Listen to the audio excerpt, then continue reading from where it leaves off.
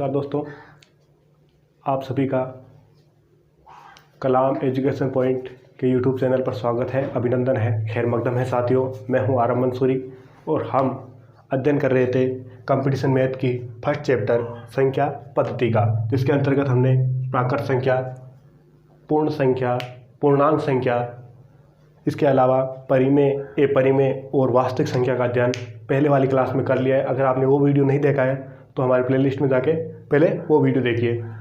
उसके बाद बात करते हैं हम एग्ज़ाम के पॉइंट ऑफ व्यू से दो चीज़ें और आती है, एक होता है अनुवर्ती और एक होता है पूर्ववर्ती। तो देखिए ये दोनों चीज़ें क्या होती है,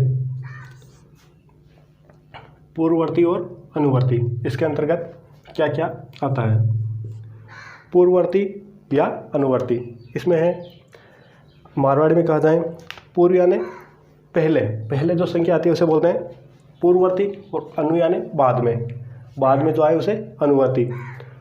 अभी एक कोई एग्जांपल देता हूँ मैं। देखिए पूर्ववर्ती, पूर्व यानी पहले, वर्ती यानी वर्तन होने वाला, ठीक है। तो पूर्व में तो अगर मैं कहूँ 756 की पूर्ववर्ती संख्या कौन सी है, तो आपको इससे पहले आना होगा। इसका मतलब 756 की पूर्ववर्ती संख्या 755 होगी। इसी प्रकार 353 की पूर्ववर्ती संख्या पूछी जाए तो इसका हो जाएगा 352। या छोटी संख्या में बात करूं तो 3 की पूर्ववर्ती संख्या की बात करें तो कौन सी हो जाएगी, 2, ठीक है। 5 की पूर्ववर्ती संख्या 4। मारवाड़ी में कहा जाए तो पहली अबाड़ी संख्या है नहीं बिना आपा के आपने पूर्ववर्ती संख्या, ठीक है। और पक्ष या बाद में अबाड़ी संख्या है बिन के अनुवर्ती। तो अनुवर्ती संख्या किसी हो जाए, अनुवर्ती संख्या हुई बाद में अबाड़ी, यानी 553 की अनुवर्ती संख्या कौन सी हो जाए, 554, ठीक है। यानी 3 की अनुवर्ती 4, 7 की अनुवर्ती 8, ठीक है दोस्तों। तो इसमें क्या देखते हैं हम, पूर्ववर्ती यानी पूर्व यानी पहले, वर्ती यानी आने वाली, यानी जो संख्या इससे पूर्व आएगी वो पूर्ववर्ती, या इसके बाद आएगी उसे अनुवर्ती कहते हैं। मारवाड़ी में कहा जाए तो पहली अबाड़ी ने पूर्ववर्ती और बाद में अबाड़ी या पच्चे अबाड़ी लारू आवे नहीं बिन के वहाँ पर अनुवर्ती। मैं आप ठीक है दोस्तों, मैं इसके आपको 3 क्वेश्चन दे देता हूँ, उसके आप जवाब कमेंट बॉक्स में दे देना। 356, 455, 112 या की लिखड़ी था ने पूर्ववर्ती, यहाँ की लिखनी था ने पूर्ववर्ती संख्या, और यहाँ की लिखनी है अनुवर्ती। 128, 9999, एक साहस और एक ही लिख दिया, ठीक है।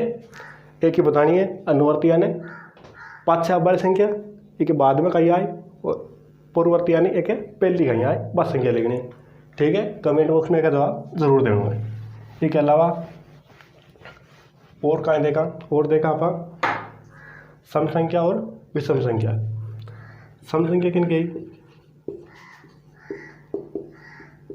और विषम संख्या किन के वहाँ, ठीक है। छोटी सी डेफिनेशन है, पहली दूसरी क्लास को शायद आप पढ़ता आ रही हैं। सम संख्या जिसमें 2 का भाग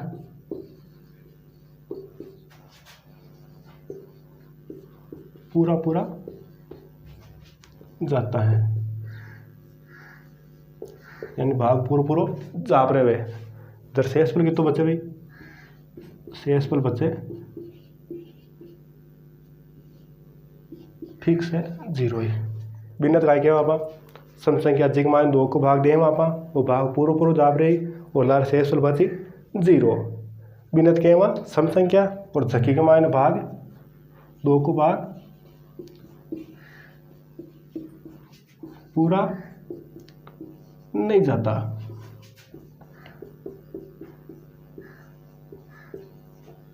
बिन कहते हैं वहाँ विषम संख्या यानी शेषफल की तो आए भाई को हमेशा एक ही आए। अब होने के किस दूसरा से क्यों दोनों छोटो कहीं है एक ही है तो इको हमेशा शेषफल कहीं आए एक आए बात तो विषम संख्या जगह शेषफल 0 आए बा सम संख्या। ठीक है तो झकी के मान 2 को भाग पूरा जाप रहे बात तो आपने सम संख्या और झकी के मान पूरा भाग नहीं जाए बा विषम संख्या। अब देखो एक बार अंग्रेजी में भी देख लिया आप हाँ बताओ हिंदी में सही छपेड़ दिया आप पेपर में तो आपने अंग्रेजी वाला काम आ जाए। तो देखो सम संख्या इन्हें कहीं कहवे इवन नंबर और इन्हें ओड नंबर। ओड इवन को सब ज़्यादा लोग काम में कर लियो। सबसे ज़्यादा ओड इवन के बारे में सुना था जब केजरीवाल सरकार ने ओड इवन फार्मूला लगाया था। ओड इवन फार्मूला क्या था जिसके अंतर्गत एक दिन तो चलेगी इवन नंबर की गाड़ियाँ एक दिन चलेगी ओड नंबर की गाड़ियाँ यानी कि झक्की की संख्या के मायने लास्ट में विषम संख्या है लास्ट को अक्सर यानी कोई गाड़ी का नंबर है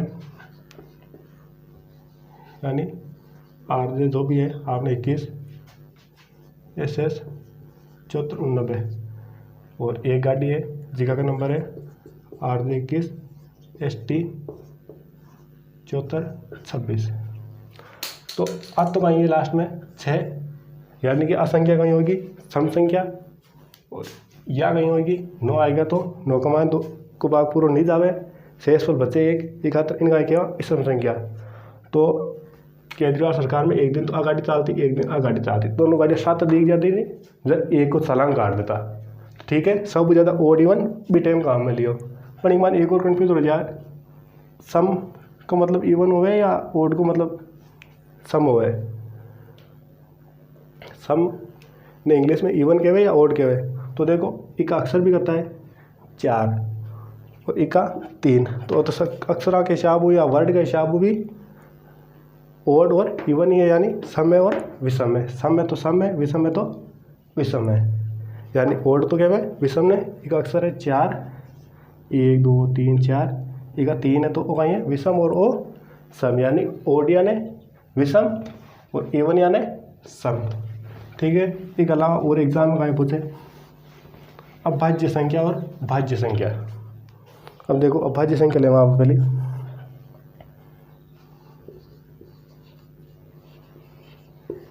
अभाज्य और इन एक और कहीं के वहाँ रूट संख्या। अभाज्य संख्या या रूट संख्या इंग्लिश में कहवा तो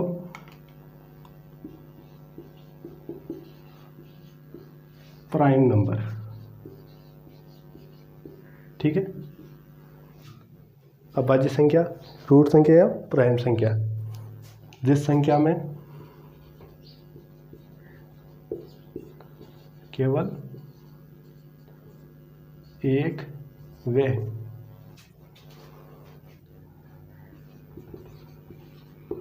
स्वयं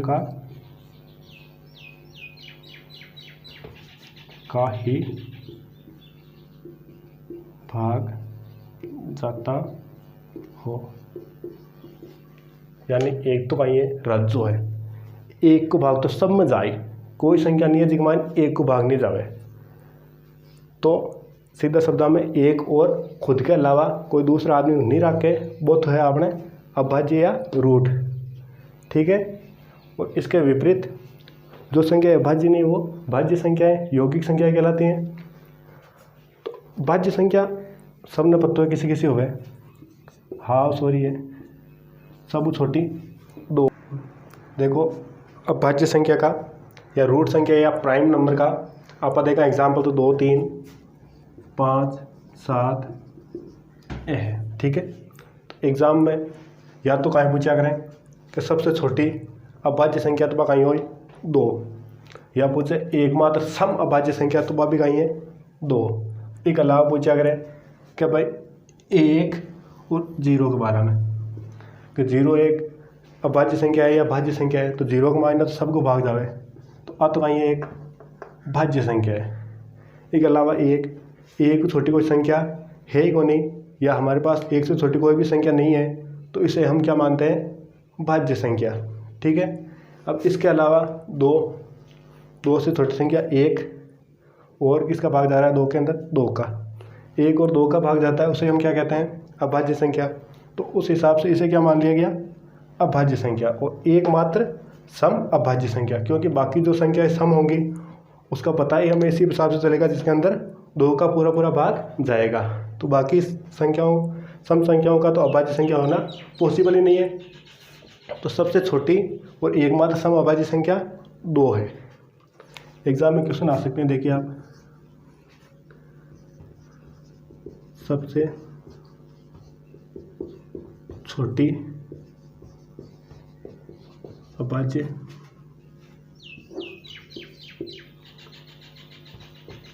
संख्या है,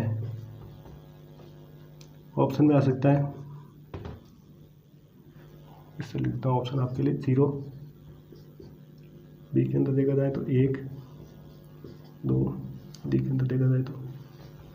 सबसे छोटी अभाज्य संख्या कौन सी हो जाएगी, तो वहाँ पे कंफ्यूज हो जाते हैं बच्चे। कई बार तो लिख देते हैं 0, जो कि गलत है, कई बार लिख देते हैं 1, वो भी गलत है। इसका सही आंसर क्या होगा, 2। सबसे छोटी अभाज्य संख्या है तो उसका आंसर आ जाएगा 2। इसके अलावा एकमात्र सम अभाज्य संख्या, ये क्वेश्चन आ जाए तो इसके ऑप्शन देखिए, वही 0, 2, 4, 6 ले लीजिए। अब देखिए 0 के अंदर सबका भाग जाता है, तो ये तो हो ही नहीं सकता। ये बात हमने यहाँ पे भी की थी और पहले भी बताई थी आपको। इसके अलावा 2, इसको छोड़ते हैं एक बार। 6 के अंदर किसका भाग जा रहा है, 2 इंटू 2 का भी जाएगा, 3 का भी जाएगा, दोनों इससे छोटी है। 1 का तो जाएगा, 6 का भी जाएगा। इसके अलावा 2, 3 का जा रहा है, तो ये क्या हो गई, भाज्य संख्या, तो ये अभाज्य संख्या नहीं हो सकती। इसके अलावा इसमें किसका जा रहा है, 2 इंटू 2, यानी 1 के अलावा 2 का भी भाग जा रहा है, तो ये भी क्या हो गई, भाज्य संख्या। तो एकमात्र हमारे पास सम अभाज्य संख्या कौन सी हो जाएगी, 2। ठीक है, ये 2 क्वेश्चन आ सकते हैं। इसके अलावा बात करूँ मैं तो और क्या आ सकता है। देखो, ये एग्ज़ाम होते हैं हमारे कंपटीशन एग्ज़ाम, उसके अंदर टाइम हमें कम से कम यूज़ करना होता है, और क्वेश्चन के जितने जल्दी आंसर हो सके उतने जल्दी आंसर देने की कोशिश करनी चाहिए, और उतनी आंसर कोशिश होनी भी चाहिए, क्योंकि फिर अगर एक क्वेश्चन में हम ज़्यादा वक्त बर्बाद करते हैं या ख़राब करते हैं तो हमारे बाकी क्वेश्चन छूटने का पूरा मौका होता है उनके पास, और इसी हिसाब से क्वेश्चन दिए जाते हैं। तो देखिए, अब भाज्य संख्या भी सीख ली हमने, रूट संख्या भी सीख ली, प्राइम संख्या भी देख ली, और ये कौन कौन सी होती है वो भी देख ली। मतलब एग्जामिनर को पता है कि ये सब चीज़ें तो आसान है, सब याद कर ही लेते हैं। अब अभाज्य संख्या कौन कौन सी है वो देखते हैं। तो 2, 3, 5, 7, 11, 13, 17, ये चलती जाएगी। अब एग्जामिनर ऐसे तो पूछेगा नहीं कि 11 अभाज्य संख्या है, 13 अभाज्य संख्या है, 17 अभाज्य संख्या है, या तो पूछेगा वो बड़ी अभाज्य संख्या, या फिर वो पूछेगा कि 100 तक कितनी अभाज्य संख्याएं हैं, तो वो हमें डायरेक्टली पता होना चाहिए। ऐसे नहीं है कि फिर हम वहाँ जोड़ने बैठते हैं कि एक तो 2 है, 3 है, 5 है, 7 है, 9 है, 11 तो है, 13 है, फिर इन 5 एक बार चेक करना, कोई बिचरेगी नहीं है। तो वे चीज़ा माइन कहीं आपको ज़्यादा वक्त बर्बाद हो है, तो अपन क्या करना है कि डायरेक्ट 2 पॉइंट भी याद रखना है। देखो, 1 से 100 तक कुल अभाज्य संख्या,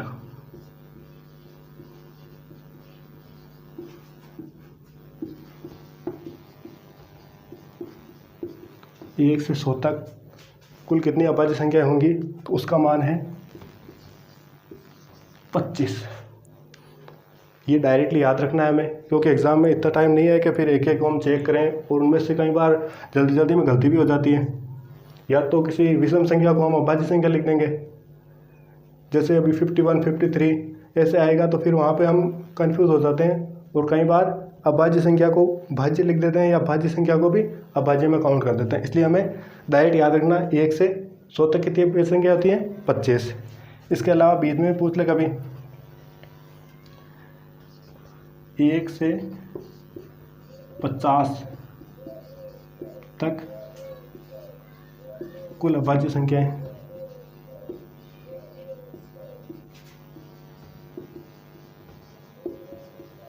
एक से 50 तक अभाज्य संख्या की संख्या कितनी होती है? तो इनकी संख्या होगी हमारे 15। और इसके अलावा एग्जामिनर इन दोनों से हटके एक और चीज पूछ लें कि 51 से 100 तक या इनके बीच में कुल कितनी अभाज्य संख्याएं होंगी?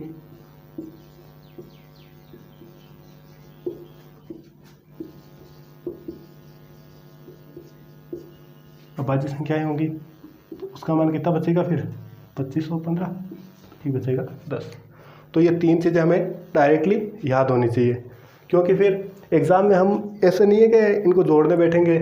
अब सोचो अब बार 2 3 5 एक मान जल्दी जल्दी आप आंकड़े गिना पहले तो बिग मान कितनी टाइम लागी हिसाब। एग्जाम अगर डायरेक्ट पूछे तो ये 3 लाइन अपन डायरेक्टली याद रखना है। इसके अलावा अभाज्य संख्या से और क्या क्वेश्चन आ सकता है तो वो देखिए अभाज्य संख्या से। अब देखिए 17 19 25 ये जो 100 तक है वहाँ तक तो हम देख लेते हैं कि भाई अभाज्य संख्या है कि नहीं है, उसका हमें पता चल जाता है। लेकिन अब अगर वो बड़ी संख्या दे दें, अब देखो एक क्वेश्चन डाल दूँ मैं, क्वेश्चन डायरेक्ट कहीं आएगा। क्वेश्चन है कि 249 अभाज्य संख्या है या भाज्य संख्या है? एक अभाज्य संख्या है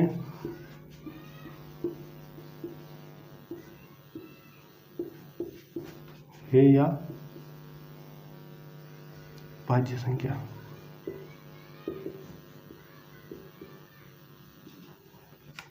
अगर यहाँ का क्वेश्चन आएगा तो अब आप एक मान अगला का भाग दे दे थोड़ी चेक कराते तो एक सब आसान आप एक ट्रिक याद करें कि 249 को क्या करना अपन रूट लगाना है।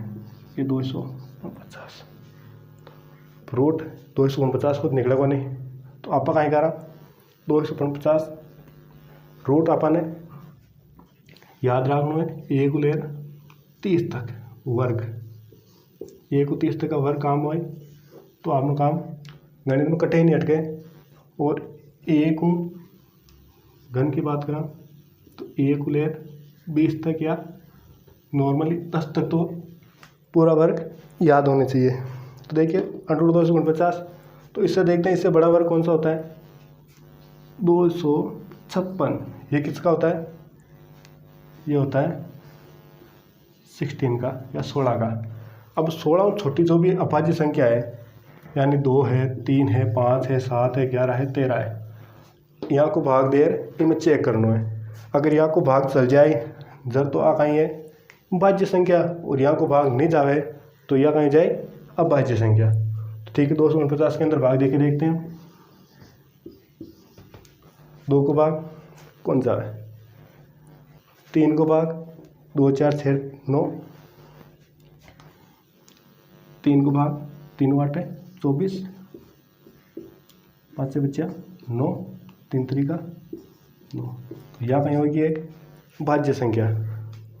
तो हमें डायरेक्टली इसके अंदर भाग जा रहा है तो हमें पता चल जाएगा ये कौन सी है भाज्य संख्या। तो ये एक भाज्य संख्या है।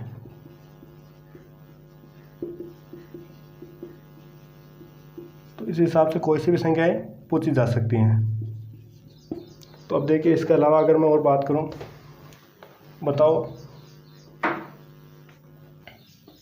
100 200 में ले लिया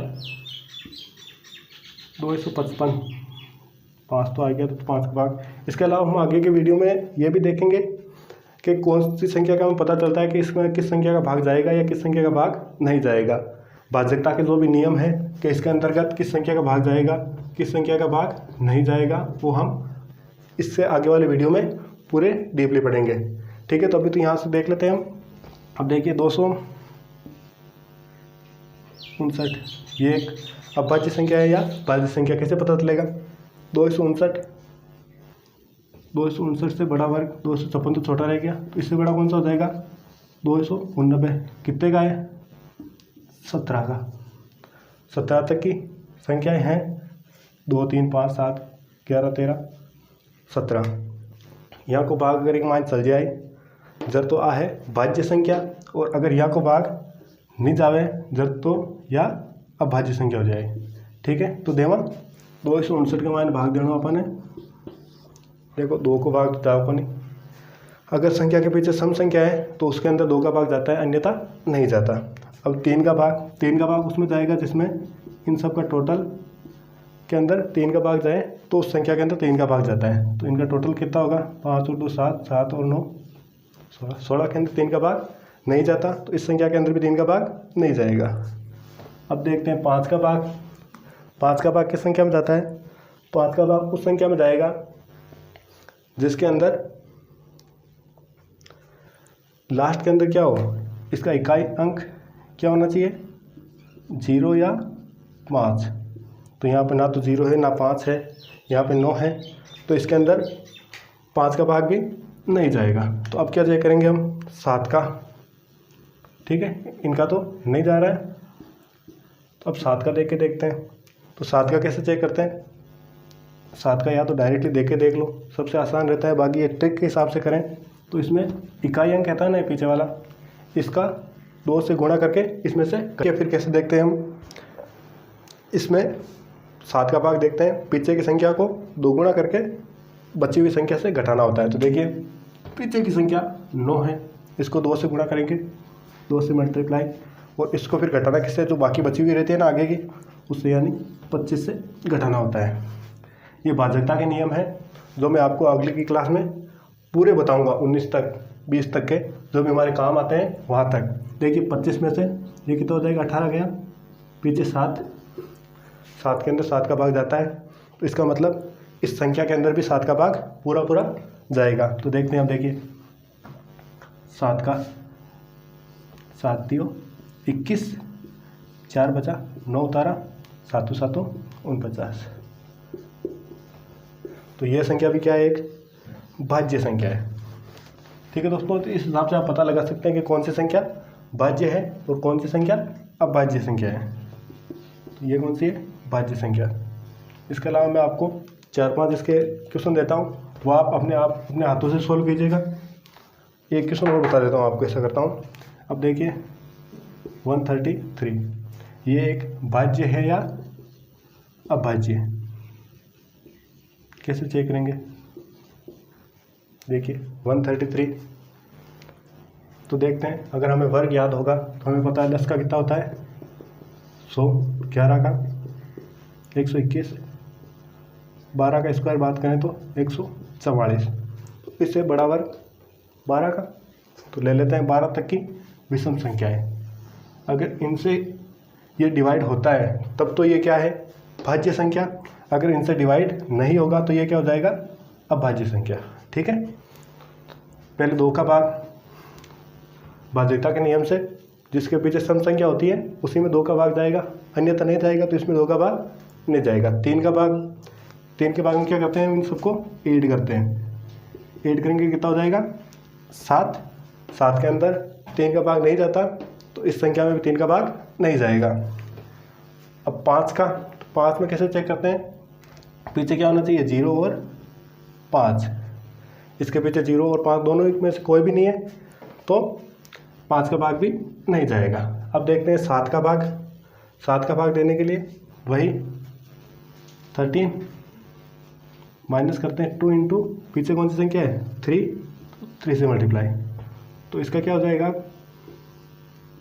13 माइनस 6 इक्वल्स टू 7, यानी कि इसके अंदर 7 आ गया। 7 के अंदर 7 का भाग जाता है, तो इस संख्या में भी 7 का भाग जाएगा। देखिए 133 भाजिक 7, 7 एकम 7, पीछे 6 उतारा 3, 7 9 63, यानी कि ये संख्या भी क्या है?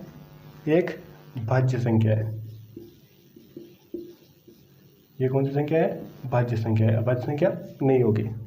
ठीक है दोस्तों, तो इस प्रकार से हम देख सकते हैं कि कौन सी संख्या भाज्य संख्या है और कौन सी संख्या अभाज्य संख्या है। ठीक है, आपको मैं एक अभाज्य संख्या का बता देता हूँ, जैसे 149। अब देखते हैं ये भाज्य है या अभाज्य है। वही तरीका, इससे बड़ा वर्ग तो यहाँ 144 होता है, तो 13 का कितना हो जाएगा 169। तो 13 तक चेक करते हैं। 2 का भाग इसमें नहीं जाएगा। 3 का भाग ऐड करते हैं इसको, 1 + 4 + 9, इन सबको ऐड करेंगे तो कितना हो जाएगा 14। 14 के अंदर 3 का भाग जाता है क्या? नहीं जाता, तो इसमें भी 3 का भाग नहीं जाएगा। 5 का भाग पीछे क्या होना चाहिए 0/5, ये भी नहीं है, 5 का भाग भी नहीं जाएगा। अब 7 का, तो 7 का या तो डायरेक्टली देख लेते हैं या फिर इसको घटाते हैं। देखिए डायरेक्टली मैं घटाऊँ तो 14, 2 × 9, 14 में से 18 गया तो -4, -4 में 7 का भाग जाता है क्या? नहीं जाता, तो इसमें भी 7 का भाग नहीं जाएगा। 11 का भाग, 11 का कैसे देखते हैं? एक संख्या छोड़ के एक संख्या को ऐड करना होता है, या सम स्थान पर और विषम स्थान पर जो संख्याएं हैं उन्हें जोड़ना होता है। तो देखिए अगर इसे ऐड करूँ तो कितना हो जाएगा 1 + 9, और इसमें से -4, 10 - 4 = 6।